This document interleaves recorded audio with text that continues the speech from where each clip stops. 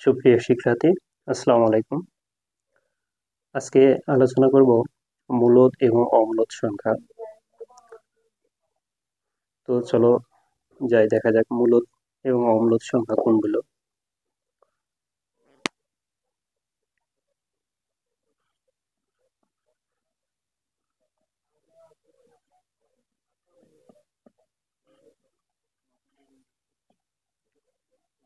আচ্ছা, এটা আলোচনা করার সময় প্রথমে আমাদের জানতে হবে যে বাস্তব সংখ্যা।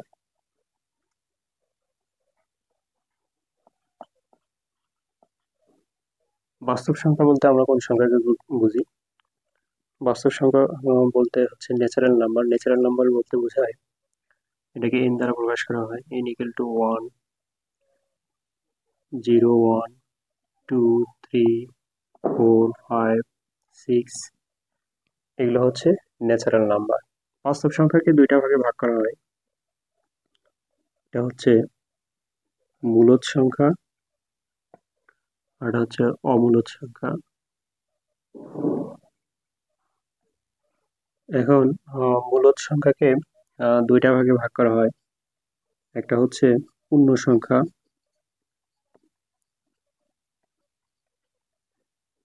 আর একটা হচ্ছে ভগ্নাংশ।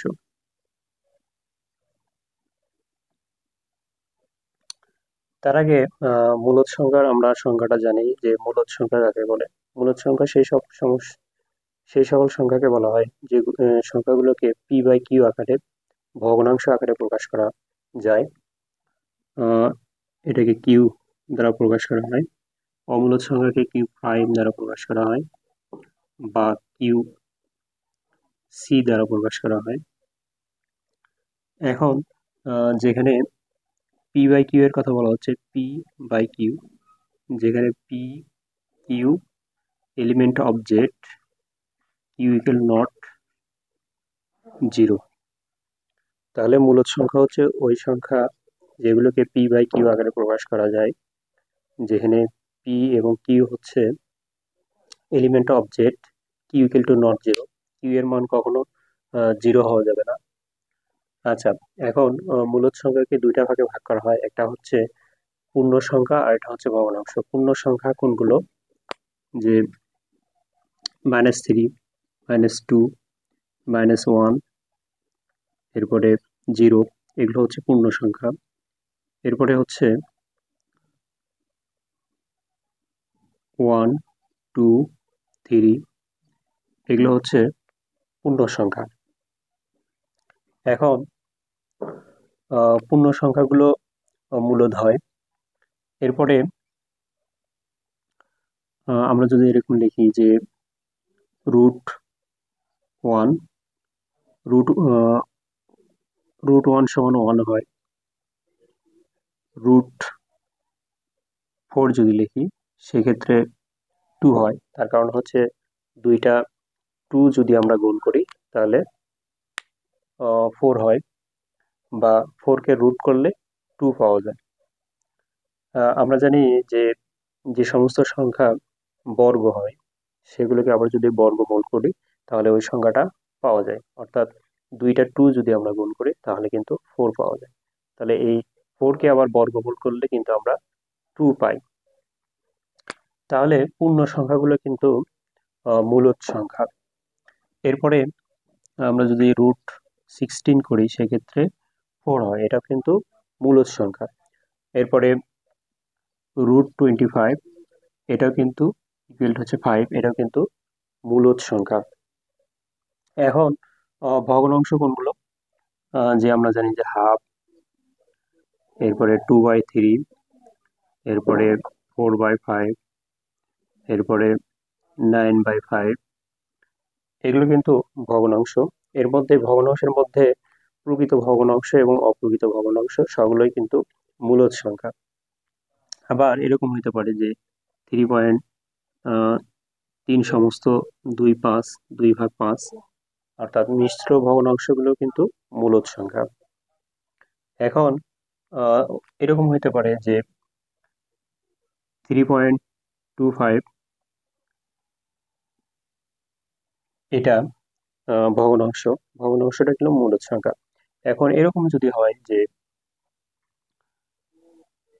5.232323 অর্থাৎ অভিন্ন আকারে অসীম যদি হয় সেক্ষেত্রেও কিন্তু এগুলো মূলদ সংখ্যা হবে।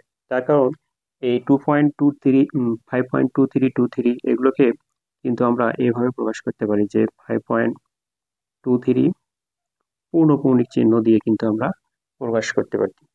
অর্থাৎ যে সংখ্যাগুলো এরকম দশমিকের পরে অভিন্ন সংখ্যাগুলো অর্থাৎ একই সংখ্যাগুলো বারবার আসে যে 5.23232323 এই ধরনের সংখ্যা যদি আসে সেগুলোকে কিন্তু আমরা ভগ্নাংশ আকারে প্রকাশ করতে পারি। সুতরাং এইগুলো কিন্তু হচ্ছে মূলদ সংখ্যা। তাহলে আমরা মূলদ সংখ্যা এখানে পাইলাম। পূর্ণ সংখ্যার ক্ষেত্রে -3 -2 -1 0 1 2 3 এগুলো কিন্তু পূর্ণ সংখ্যা এবং এগুলো মূলদ সংখ্যা। এরপরে √1 এটা কিন্তু মূলদ সংখ্যা, √4 এটা কিন্তু মূলদ সংখ্যা, √16 এটাও কিন্তু মূলদ সংখ্যা। তারপর আমরা এখানে পাচ্ছি √16 করলে 4 হচ্ছে, যেটা পূর্ণ সংখ্যা। এরপরে ভগ্নাংশের ভিতর ক্ষেত্রে হাফ অর্থাৎ মিশ্র ভগ্নাংশ, অপ্রকৃত ভগ্নাংশ, প্রকৃত ভগ্নাংশ এগুলো কিন্তু মূলদ সংখ্যা। এখন অমূলদ সংখ্যা কোনগুলো? অর্থাৎ যে সমস্ত সংখ্যাগুলোকে p/q আকারে প্রকাশ করা যায় না সেগুলো কিন্তু অমূলদ সংখ্যা। এখন কোন সংখ্যাগুলোকে p/q আকারে প্রকাশ করা যায় না? আমরা যদি বলি যে √2, √2 মান আমরা জানি যে 1.414 এরকম আসে, তাহলে এই সংখ্যাটাকে কিন্তু আমরা ভগ্নাংশ আকারে কিন্তু প্রকাশ করতে পারি না। এরপরে √3, √3 মানটা কিন্তু আমরা যদি লিখি এটাও কিন্তু অমূলদ সংখ্যা, এটাকে ভগ্নাংশ আকারে কিন্তু লেখা যায় না, অর্থাৎ p/q আকারে কিন্তু লেখা যায় না। এরপরে √5 এটাও কিন্তু অমূলদ সংখ্যা। এরপরে √7, √10 এগুলো কিন্তু অমূলদ সংখ্যা। তার কারণ আমরা যখন কোনো একটা সংখ্যার যদি বর্গমূল করার পরে যদি আমরা পূর্ণ সংখ্যা পাই তাহলে সেটাকে আমরা বলবো মূলদ সংখ্যা। কিন্তু √2, √3, √5 কে বর্গমূল করলেও আমরা কিন্তু রুটটা থেকেই যাচ্ছে, থেকে যাওয়ার কারণে এটা কিন্তু পূর্ণ সংখ্যা হচ্ছে না, সেই কারণে এগুলো কিন্তু অমূলদ সংখ্যা, অর্থাৎ রুটটা কিন্তু থেকেই যাচ্ছে। যেরকম হচ্ছে √7, এটাকে যদি আমরা করি তাহলে দেখা যাচ্ছে √7ই পাবো, অর্থাৎ এটা অমূলদ সংখ্যা। তাহলে এখন আমরা প্র্যাকটিসে চলে যাব যে কোনগুলো আরো এখানে যে বিষয়গুলো আছে যে কিছু এরকম হতে পারে যে দশমিকের পরে যদি এরকম আসে সেগুলোকে আমরা অমূলদ সংখ্যা বলি, যে যেরকম 2.35456789 ... অর্থাৎ দশমিকের পরে যদি সংখ্যাগুলো এলোমেলো ভাবে আসে এবং অসীম হয় সেই সংখ্যাগুলোকে আমরা বলবো অমূলদ সংখ্যা। এবং এই সংখ্যাগুলোকে কিন্তু বলা হয় যে অনাবৃত সংখ্যা। অনাবৃত সংখ্যাগুলো কিন্তু অমূলদ সংখ্যা। আর এখানে এই 5.232323 এখানে পৌনঃপৌনিক দিয়ে প্রকাশ করা হয়েছে। এই পৌনঃপৌনিক যুক্ত সংখ্যাগুলোকে কিন্তু বলা হয় আবৃত সংখ্যা। আবৃত সংখ্যাগুলো কিন্তু মূলদ, কিন্তু অনাবৃত সংখ্যাগুলো কিন্তু অমূলদ। তাহলে আমরা এখান থেকে যেটা জানলাম যে পূর্ণ সংখ্যা, এরপরে 0, প্রকৃত অপ্রকৃত ভগ্নাংশ, মিশ্র ভগ্নাংশ, আবৃত দশমিক সেগুলো কিন্তু মূলদ সংখ্যা। আর √3, √2, √3 অর্থাৎ যেগুলোকে p/q আকারে অর্থাৎ ভগ্নাংশ আকারে প্রকাশ করা যায় না সেগুলো কিন্তু অমূলদ সংখ্যা। এবং যেগুলো হচ্ছে অনাবৃত অর্থাৎ দশমিকের পরে এলোমেলো ভাবে আসতেই থাকে, শেষ হয় না, এই সংখ্যাগুলো কিন্তু অমূলদ সংখ্যা।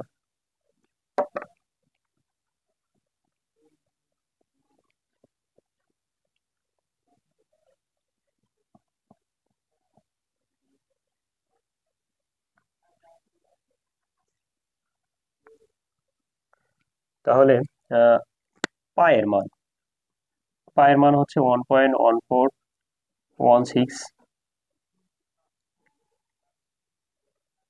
এরপরে হচ্ছে √16, এরপরে √36, এরপরে √10,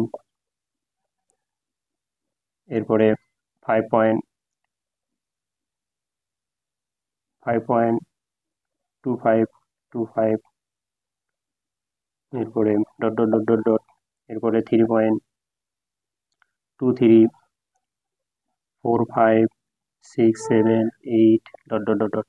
এখন এই সংখ্যাগুলোর মধ্যে কোনটা মূলদ এবং কোনটা অমূলদ? আমরা প্রথম দেখতেছি যে পায়ের মান হচ্ছে 1.1416, অর্থাৎ এই সংখ্যাটা কিন্তু আমরা ভগ্নাংশ আকারে প্রকাশ করতে পারবো না, সেই কারণে এটা কিন্তু অমূলদ সংখ্যা।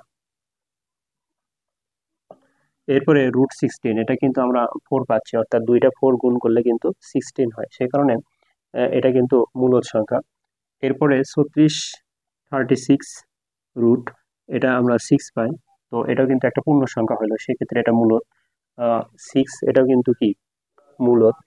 এরপরে √10, √10 করলে একটা মান পাওয়া যাবে, যেটা আসলে কি অমূলদ সংখ্যা।